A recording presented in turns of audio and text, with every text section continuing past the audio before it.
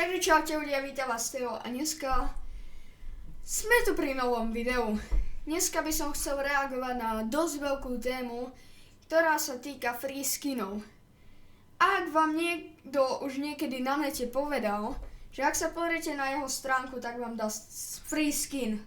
Alebo ak ste boli na Twitchi a niekto vám tam povedal, že ak donatujete, tak vám dá free skin, tak je to absolútna blbosť, lebo takto to nefunguje. Myslíte si, že by vám niekto chcel dať free skin?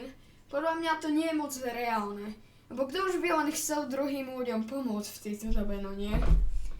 Takže podľa mňa toto je absolútne blbé, čo si ľudia myslia, že im dá niekto free skin, a podľa mňa ja by som toto nerobil.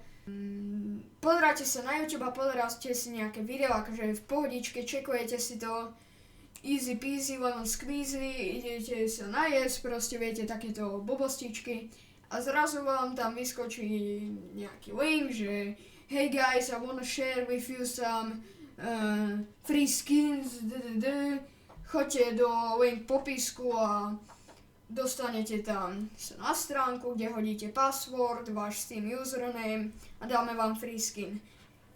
Oni to nejdú robiť, oni vám chcú len zahackovať Steam. Nie zahackovať, ale dostať sa do vášho Steamu.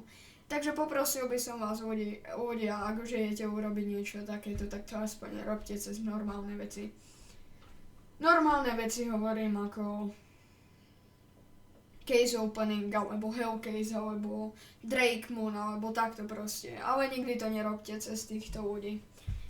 Na budúce, zajtra sa pokúsim vydať video. Bude to o ďalšej téme. Ja som taký skôr komentarist channel.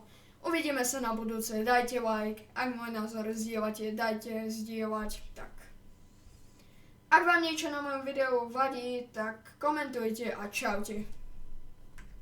あなたさやりびたびびんたばりつたんびんなん